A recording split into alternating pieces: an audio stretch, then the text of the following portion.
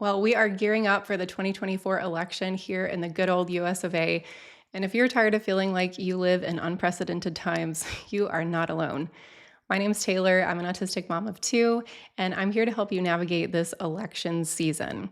My goal in this video is not to influence or sway your vote in any way, but just to address some of the practical steps in terms of actually moving through the voting process. I know, especially for neurodivergent brains like myself, it's really important to understand what to expect and how to actually carry out those expectations in order to participate in an event or a process. So, today in this video, I'm going to address how to make sure that you're registered to vote. I'm going to address voting accommodations that are available to you that you may have had no idea. These are accommodations that can make voting actually accessible to you, maybe for the first time. And then we're also going to talk about what it looks like practically to visit a polling station and cast your vote. I'd love it if you use the comment section of this video to ask any questions that you have about the voting process. There are no stupid questions here, and I would ask anybody having conversations in the comments to please be respectful. There's no villains here. There's no bad guys. There's no good guys. We're all in this together trying to figure out the best way to support our loved ones and our communities. Okay, let's jump into our video. So I've got a statistic here for us. About 2/3 or 66% of the voting eligible population turned out for the 2020 presidential election. This was the highest rate for any national election since 1900. These are really big numbers for us in America, and this is good. We're headed in the right direction.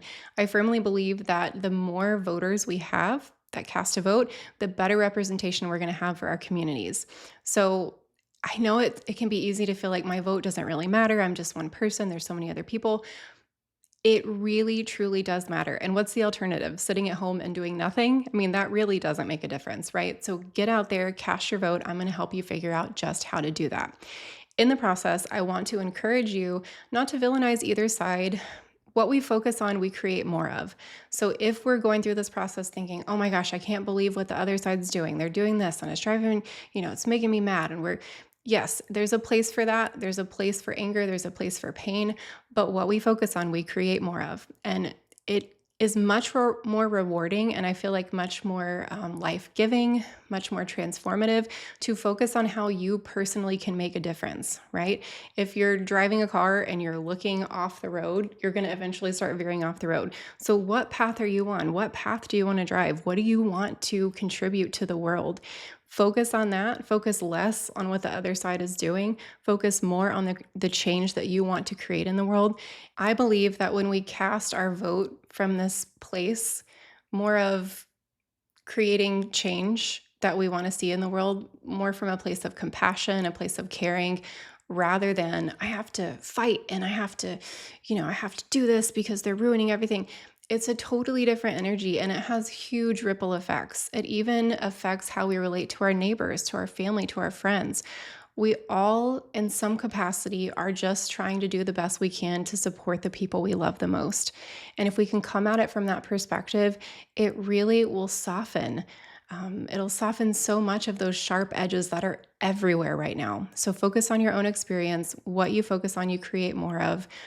Along with casting a vote, I would really recommend that you join up with a cause that aligns with your values and aligns with the things you're voting for.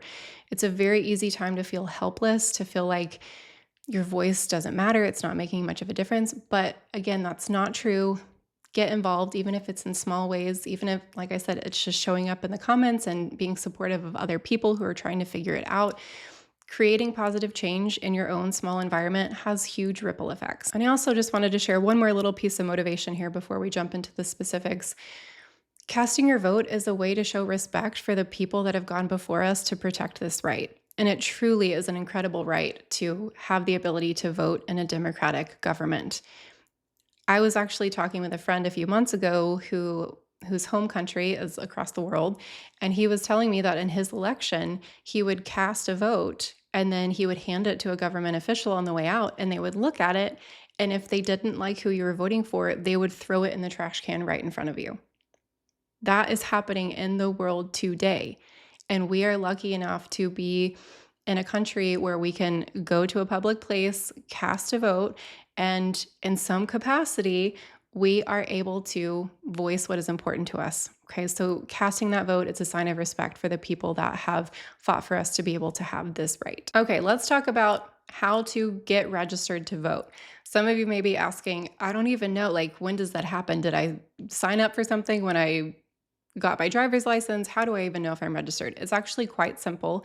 I'm going to be using a website called vote.gov, and I will put that link in the description. I'll also post some other resources that might be helpful to you. Okay, so let's start by going to vote.gov.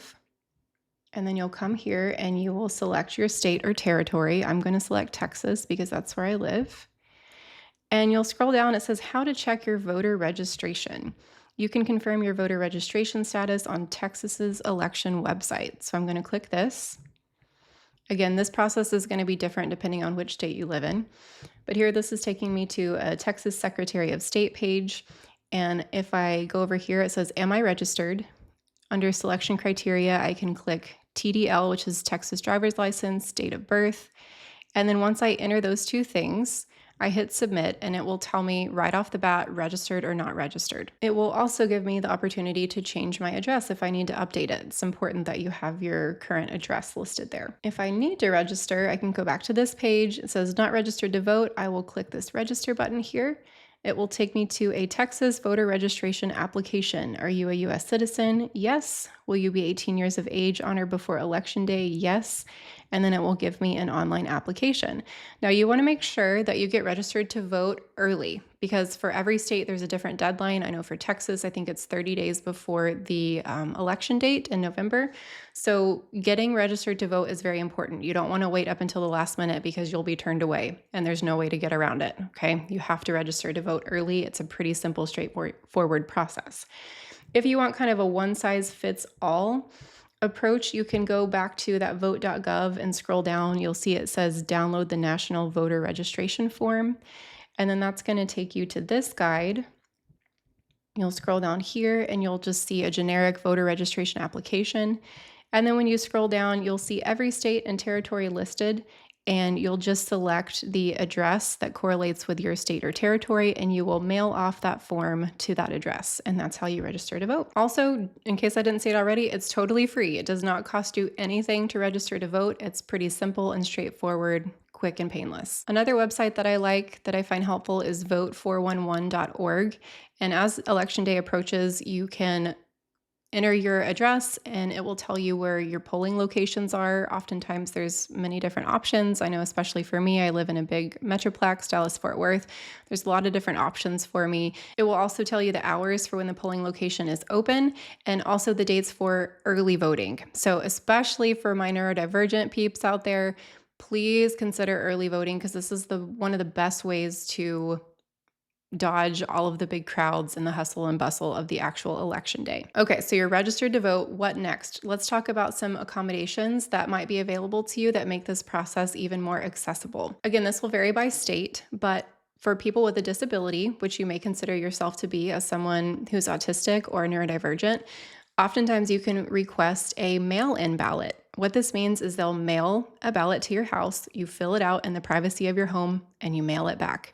Now with that, you want to make sure that you are aware of the voting deadline, make sure you have it sent in at the right time because it has to be postmarked by a certain date, and all of that will be available on your state's website. So voting by mail is a great option for especially people with disabilities or people with mobility issues. Great thing to look into. Again, well before election actually happens because there are deadlines that you have to make sure you adhere to in order for your vote to count. Along with mail-in ballots, you can also bring a helper with you to the polling station. You can ask a polling worker to assist you during the process. You can bring an interpreter along with you. Curbside voting is also available in many locations. So what this means is you can I think you usually arrange this beforehand by calling the polling location and just state that you need curbside assistance, and they will bring a ballot out to your car and you can do it from the comfort and safety of your car without going into the polling location, and then hand them your ballot, and your vote will be cast that way. Another awesome accommodation that I just found out about that I love, there is a website called rideshare2vote.com. So rideshare, the number 2, vote.com, and I will put that link in the description. If you need transportation to vote, there are people who are actively working to be able to assist you in order to do that. So please check out this website if transportation is an issue for you. Lastly here, I just want to mention a few personal accommodations that you can make for yourself that can make the voting process a little bit easier to navigate. Wear comfortable clothing. Okay, that's a great accommodation that I've learned for myself as an autistic mom. If I'm not comfortable, I'm easily agitated and easily overwhelmed. Comfortable clothing, earbuds or headphones to kind of drown out some of the crowd noise. I'm familiar with my polling location now that I like to go to, but it can be helpful to scope out the location beforehand so that you're familiar with the parking situation, where the restrooms are, what room you're going to actually cast your vote in. A lot of those types of visualization processes can be really helpful for autistic people. You can call the polling location. For example, I vote at a library, so I could call the library ahead of time and say, hey, when have you noticed are the quietest hours to come cast a vote? And that will be a great way to plan your day so that you avoid as much of the social overwhelm as possible. And again, I can't stress this enough, but probably the number one accommodation that I feel like I make for myself as a neurodivergent person is taking advantage of early voting. So this happens before the official election day. There's usually smaller crowds, less people to deal with, less noise. It's easier to get in and out, shorter lines, early vote. And then the last section we're going to cover in this video today, how to navigate the voting process. What does it actually look like? So if you've never voted before, I know the process might seem a bit overwhelming. So let me walk you through what it looks like in my neck of the woods here in Fort Worth, Texas. So I go to my local library and I park in the parking lot where there are tons of political signs. There's people in the parking lot that are wanting to talk with you. That part can be a little bit overwhelming to me. I usually just say, no, thank you. I know who I'm going to vote for. And I'll just keep going. Okay. So it's good to be prepared that people might want to talk to you about who you should vote for. It can be helpful to prepare a response beforehand. I go into the library and I know which room I'm going to be in. So I'll wait in that line, wearing comfortable clothes, wearing my headphones, probably have a fidget in my hand. One thing to mention, you can have your phone with you, but you can't be actively looking at it as you're casting a vote. So, I know the presidential election, you might not need to write down who you're voting for because we're familiar with the candidates, but in a smaller election, it helps me to write down on a piece of paper who I'm going to vote for. That way I don't have to have that stress of trying to remember all of the different people's names. And the website that I love using for that is vote411.org because it'll show you a list of the candidates and you can even select different candidates to compare side by side. And then you click, this is the one I want to vote for, prepare my ballot, and then it will show you all of the candidates that you've selected. And you can print that out and take that with you to the polling location. Okay. So I'm in line at the polling location. I have my printed out ballot in my pocket that I can use, not on my phone, but a piece of paper.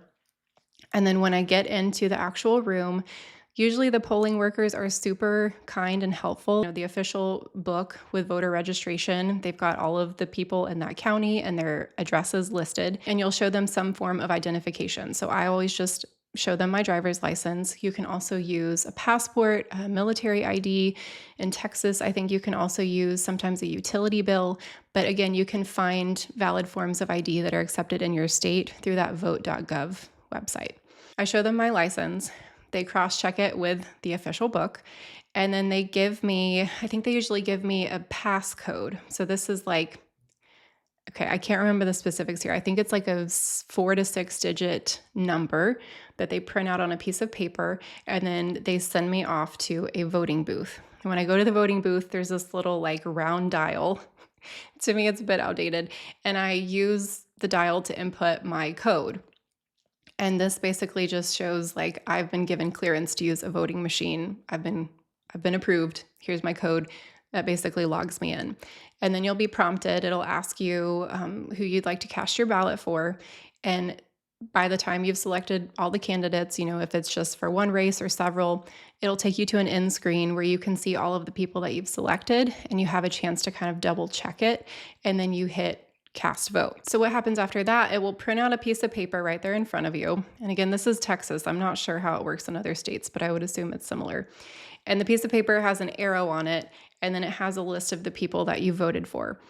And you take that piece of paper to another machine that is usually pretty easily identifiable. There's usually a poll worker there saying, hey, come over here. This is where you go next. And then you put the piece of paper face down with the arrow pointing towards the machine, and it pulls in your piece of paper, and then your vote is officially counted, and they give you the little flag sticker, and you've just officially cast your vote. So that's how it works. And hopefully knowing those specifics can put you at ease a little bit if this is your first time going through the process. Again, your vote truly does matter.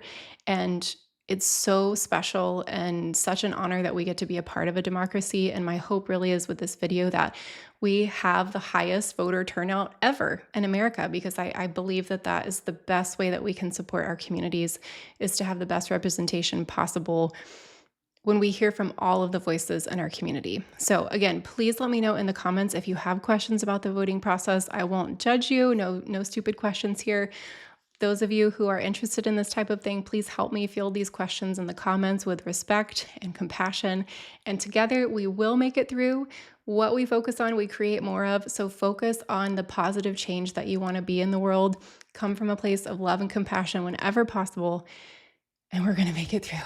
Okay, let me know any other tips and tricks you have for navigating this process, and I'll see you on the other side. We've got this. Thanks for watching. Bye.